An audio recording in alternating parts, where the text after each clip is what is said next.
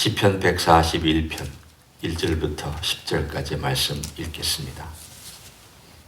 여호와여, 내가 주를 불렀사오니 속히 내게 오시옵소서.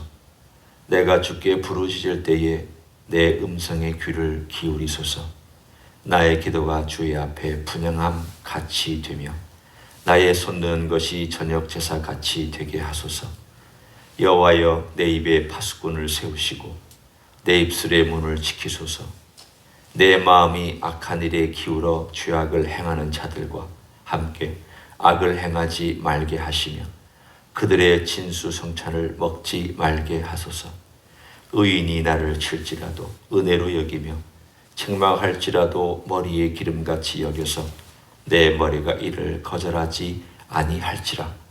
그들의 재난 중에도 내가 항상 기도하리로다. 그들의 재판관들이 바위 곁에 내려 던져졌도다. 내 말이 달무로 무리가 들으리로다. 사람이 밭가라 흙을 부숴들임같이 우리의 해골이 수울 입구에 흩어졌도다. 주 여호와여, 내 눈이 주께 향하며 내가 주께 피하오니 내 영혼을 빈궁한 대로 버려두지 마옵소서. 나를 지키사 그들이 나를 잡으려고 놓은 올무와 악을 행하는 자들의 함정에서 벗어나게 하옵소서. 악인은 자기 그물에 걸리게 하시고 나만은 온전히 면하게 하소서. 아멘. 141편은 비교적 짧은 시편인데 여기에는 대상들이 계속 바뀌면서 등장하기 때문에 사실은 뒤에 가보면 도대체 누구를 향해서 하는 표현인지가 혼돈스러운 그런 구절들이 있습니다. 다윗 기도하는 본인이 있고 그 다음에 악한 자들이 있고 그들로 표현하는 의인이 또 있고 그 다음에 무리들이 있습니다.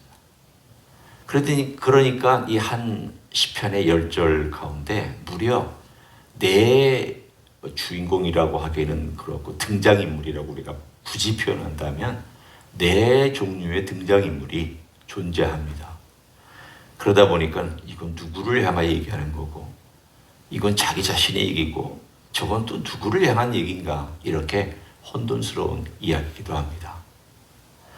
다윗이 그가 광야에 있을 때인지 왕이 되었을 때인지 또는 왕이 된 다음 범죄하고 나서 그가 하나님께 징계를 받는 때인지 명확하게 알 수가 없습니다. 그리고 이것이 뒷부분에 있을 때에는 어떤 경우는 꼭 다윗이 지었다기보다 다윗에게 헌정된 시편일 수도 있습니다. 우리는 이 부분에 대해서 너무 오래전에 지어진 시편이기 때문에 잘 알지 못합니다. 그러나 분명한 한 가지가 있습니다. 다윗으로 알고 있는 이 주인공이 대적들에게 둘러싸여 있다라고 하는 현실만큼은 알 수 있습니다. 그리고 이 대적들은 대단히 악한 꾀를 내는 그리고 악한 말을 하는 사람들입니다. 어떻게 해서 악한 꾀를 내고 악한 말을 했는가에 대한 것은 만약에 우리가 다윗의 생애를 쭉 살펴본다면 도망 다닐 때에는 사울과 그의 부하들 그리고 그가 광야에 있을 때에는 그 주변에 있었던 400명, 600명의 사람들 그 사람들 중에서도 사실은 자기들의 이익이 얻어지지 않을 때 다윗을 공격하고 다윗에게 사실은 돌을 던질 수 있었던 사람들이었습니다. 외로운 삶을 살았습니다. 사울에게 쫓길 때에는 사울의 대장 같이 있을 때는 같이 다니는 그 사람들도 언제든지 대적자로 변할 수 있는 위험. 왕이 되어서는 수많은 그의 일들에 대하여 반대하거나 또 그가 다스림에도 불구하고 백성들을 못살게 구는 그러한 관료들. 우리는 정확히 모릅니다. 그러나 그 모든 것을 다 감안해서 오늘 우리가 본문을 한번 보기 원합니다. 다윗이 하나님께 와서 부르짖습니다. 그 기도가 특별히 저녁에 집중되어 있었습니다.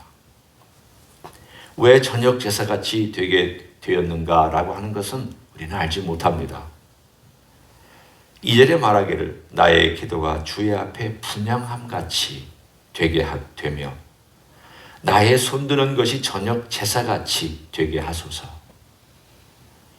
여기서 분향함은 지성소 앞에 있는 향단에서 하나님께 드리는 향이 올라가는 것을 말합니다. 저녁 제사는 성소 앞에 있는 제단에서 늘 아침에 번제 한 번, 해질 저녁 때 번제 한 번, 매일 상번제라고 우리가 부르는 번제를 드렸습니다. 이 두 가지는 다 하나님께 드리는 일종의 예배를 표시하고 있습니다. 나는 늘 하나님께 와서 아침에도 예배하고 밤에도 예배하고, 바꿔 얘기하면 하루 종일 저는 하나님을 예배하며 살겠습니다 라고 하는 신앙 고백이 바로 그 제사였고 향단에 늘 올려지는 그러한 향기였습니다. 또한 그것은 기도의 상징이기도 했습니다.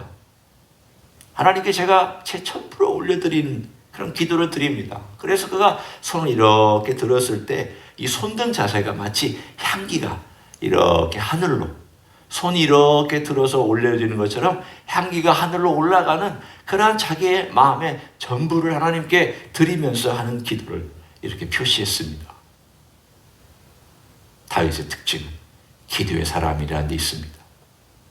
신앙인의 특징은 기도의 사람이라는 데 있습니다. 지난 수천 년 동안 많은 환경과 많은 조건과 문화와 문명 바뀌었지만 공통적인 것이 있습니다.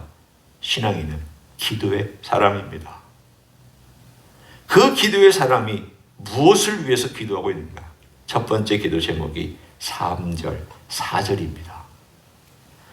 자기를 위한 기도죠. 내 입에 파수꾼을 세워주시고 내 입술의 문을 지켜달라고. 왜 이런 기도를 하고 있겠습니까? 사람이 힘든 일을 당하면, 원수가 자기를 말로 공격하면 자기도 쏴주고 싶은 게 인지상정입니다. 그러니까 인간의 본능이라는 뜻입니다. 누군가가 심한 말을 하면 나도 심한 말로 갚아주고 싶고, 누군가가 거친 말을 하면 거친 말로 되갚아주고 싶고, 누군가가 자기를 모함하면 막 그것 때문에 말로 가서 그 사람에게 무언가 그렇지 않다라고 하면서 거친 말을 쏟아놓고 싶은 것이 우리의 솔직한 고백입니다. 그러니까 다윗이 그걸 하지 말게 해달라고 그도 얼마나 유혹을 많이 받았겠습니까? 그리고 또 그도 그런 실수를 안 했겠습니까? 사실은 인간이기 때문에 그렇게 하고 싶기도 하고 또 할 수도 있고 또 했기도 했겠고, 그것이 인간이기 때문에 그는 그것을 어떻게든지 좀 참아보려고, 어떻게든지 하나님 아버지 앞에서 그것을 이겨보려고 하나님께 저녁 때 정신없이 달려와서 저녁 제사를 드림같이, 그리고 하나님께 향을 올려드림같이 그는 손을 들고 하나님께 절규하듯 기도하고 있었습니다. 구해달라는 기도보다 그것이 아마도 제일 급한 기도였던 것 같습니다. 하나님, 제 입이 지금 악한 말이 튀어나오려고 합니다. 하나님, 제 입술에서 지금 저주의 말이 튀어나와서 그 사람을 공격하려고 합니다.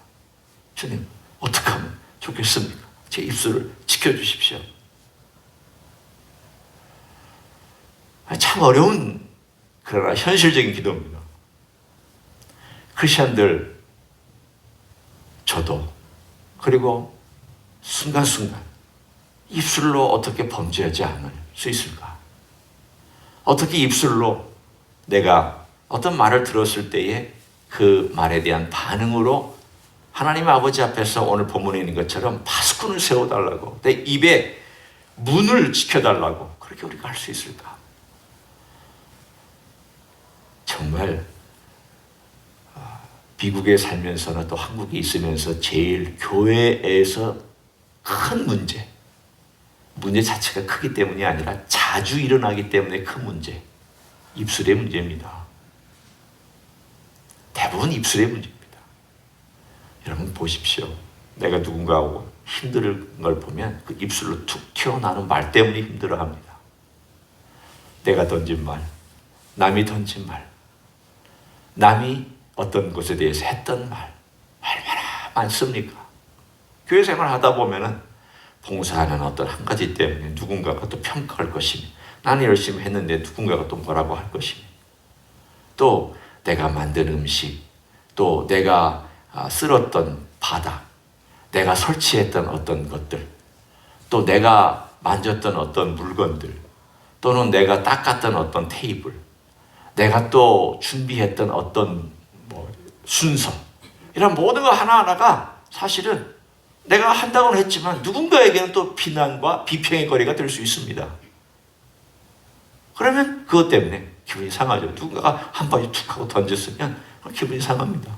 기분이 상하면 나도 또 그 상한 기분 때문에 그 쌓아놓고 있다가 한다 그 사람한테 툭 하고 던지는, 예를 들면 이런 일들이 일어났을 때 마음이 상하죠. 서로 기분이 안 좋아서 한동안 거리를 둘 수도 있고, 또 심지어는 그것이 계속 반복되면 원수가 될 수도 있습니다.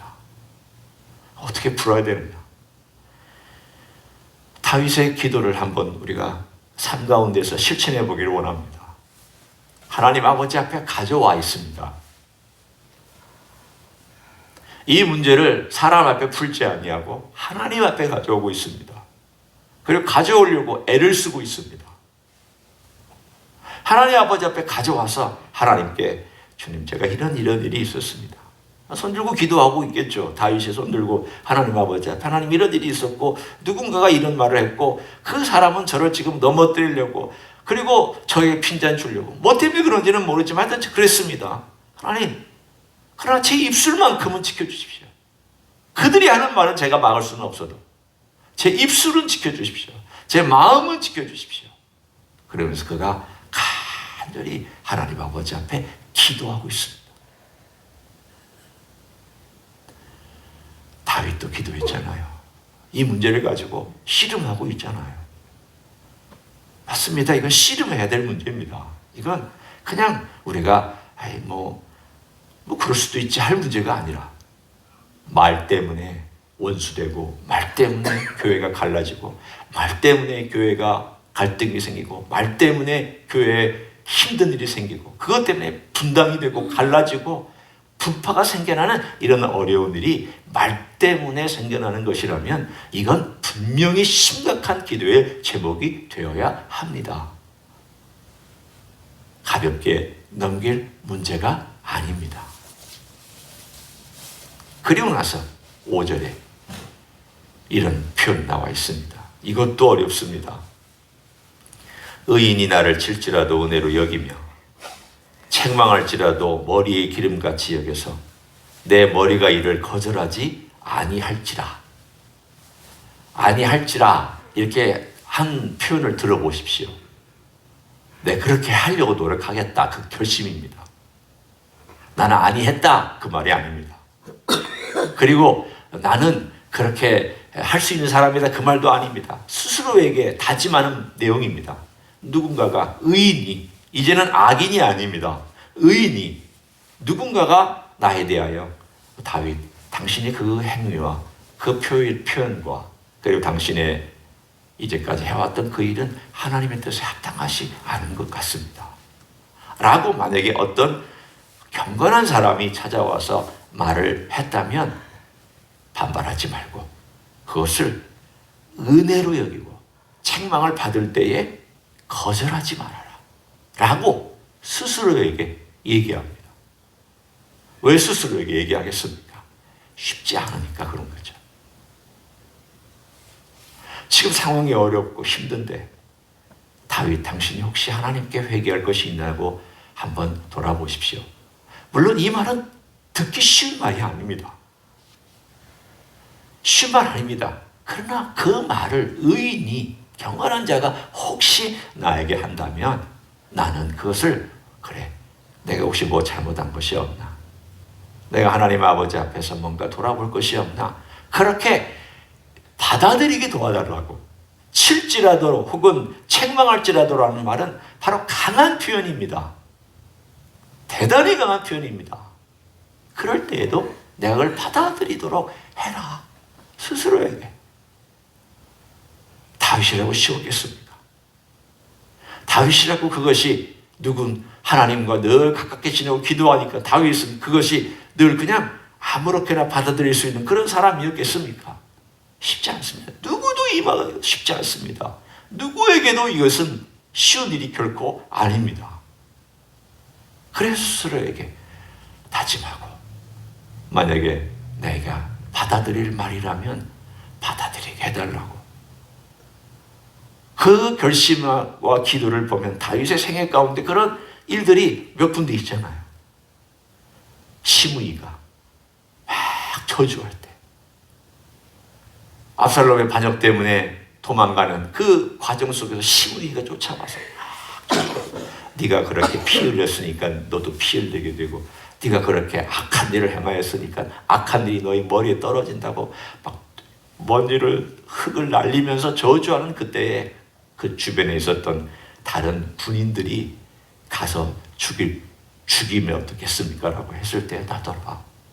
하나님이 만약에 저 사람을 통하여 나를 저주하고 있는 것이라면 내가 받아야지.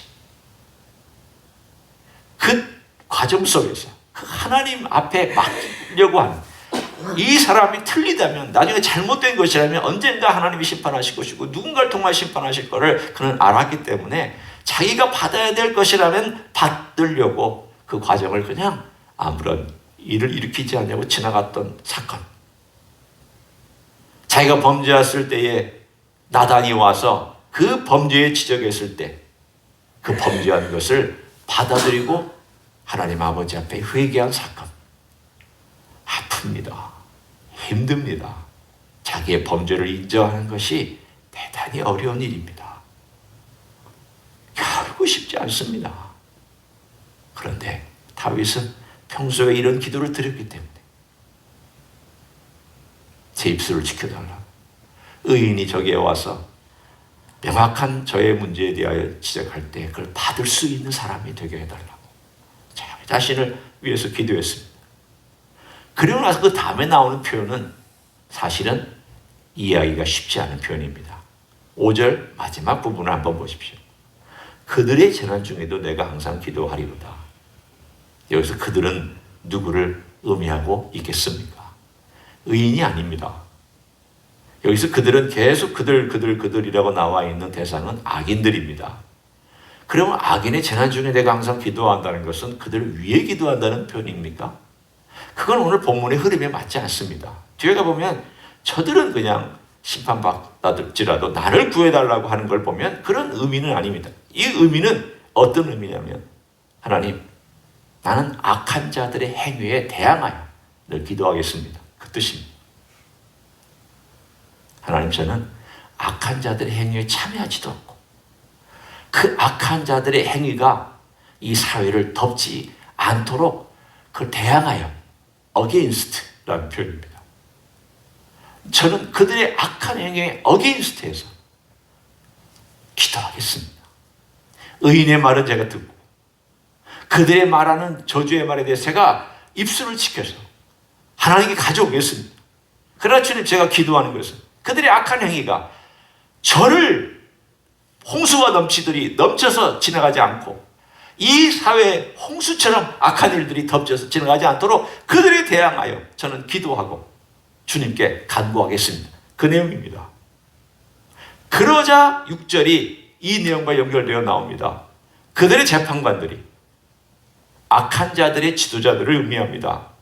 바위 곁에 내려 던져졌도다. 결국 그들의 악한 행위들과 그 지도자들이 심판받아서 파멸됐다는 뜻입니다. 하나님께 기도한 결과 하나님께서 내 기도를 들으시고 그들의 악한 행위가 더 이상 이 사회에 홍수처럼 넘치지 않게 해주시려고 하나님께서 심판해 주셨다. 그 얘기가 바로 5절 뒷부분과 6절 앞부분입니다. 결국은 그 5절 뒷부분과 6절 앞부분이 사실은 같이 가야 됩니다. 이 절수를 잘못 나눈 것입니다. 해석을 잘못했기 때문에. 그리고 나서 내 말이 닮으로 무리가 들으리로다. 무리가 이제 등장합니다. 일반 무리가 내가 이제까지 한 기도와 내가 이제까지 참고 견뎌냈으며 내가 이제까지 하나님께 간구했던 내용이 응답받았다는 것을 무리들이 보고 그들이 다윗이 진짜야. 저를 대항했던 사람들은 다 악한 사람들이야. 그렇게 그 무리들이 평가를 한다는 뜻입니다. 그리고 나서 7절에 이 말도 이해하기 쉽지 않습니다. 사람이 밭가라 흙을 부서뜨림 같이 우리의 해골이 수울 입구에 흩어졌도다. 이게 바로 그들이 자기 스스로 깨달은 내용입니다. 쉽게 얘기하면 따옴표가 있는 그런 내용입니다. 사람이 밭가라 흙을 부서뜨림 같이 우리 해골이 수울 입구에 흩어졌다는 말은 우리가 죽게 되었다. 우리가 다윗을 대항하다가 이제 이 무덤 입구에 해골이 흩어질 정도로 우리의 모든 것들이 다 파멸되었다 라고 그들이 그런 고백을 하게 되었다라는 것을 무리가 인용해서 얘기를 해주든 그들 스스로 이 표현을 하든 그렇게 되었다. 그것이 바로 무리들이 알게 된 내용입니다. 그들은 다윗과 하나님을 대적하더니 수울 입구에 해골처럼 흩어지게 되었구나. 다윗은 결국 하나님께 참고 기다렸더니 승리하게 되었구나. 이것을 오늘 노래하고 있습니다. 오늘 우리의 삶은 그 싸움입니다. 우리가 하나님 아버지 앞에 맡기면 하나님이 싸워주시지만 내가 싸우면 분란이 일어나고 분쟁이 일어납니다. 주님께 맡기면 주님께서 언젠가 그 모든 것에 대해서 간섭과 개입을 하시지만 내가 해결해버리면 주님이 간섭하시고 개입할 시간이 없습니다. 저도 참 이 부분에 대해서 늘 생각하고 그렇지만 잘 안 되고 쉽지 않은 우리들의 기도 제목입니다. 왜 그때 참지 못했을까? 그때 왜 지혜로운 표현을 쓰지 못했을까? 그때 왜 그 문제를 가지고 주님께 먼저 달려오지 못했을까? 왜 나는 그렇게 성마른 결정들과 성마른 말의 표현들로 내 자신을 망치고 그 대화를 망치고 관계를 망쳤을까? 오늘 141편에 다윗이 고민하고 기도하던 내용이 오늘 21세기를 살아가는 우리의 내용이기도 합니다. 결론은 한 가지입니다. 주께 맡기느냐, 내가 행하느냐, 그것입니다. 주께 맡기는 일, 그것은 크고 어려운 금전적인 문제나 어떤 건강의 문제만이 아닙니다. 나를 힘들게 하는 어떤 큰 문제만을 가져오는 게 아니라 늘 매일매일 삶 가운데서 사소한 것 같지만 심각해질 수 있는 문제.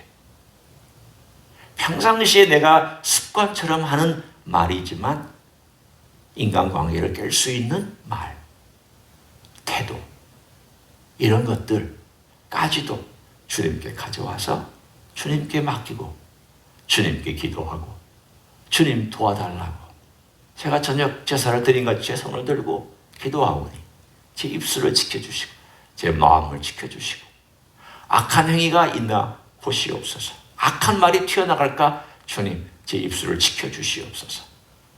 혹시 그렇게 했다면 저를 용서해 주시옵소서. 주님의 보혈로 깨끗하게 씻어주시옵소서.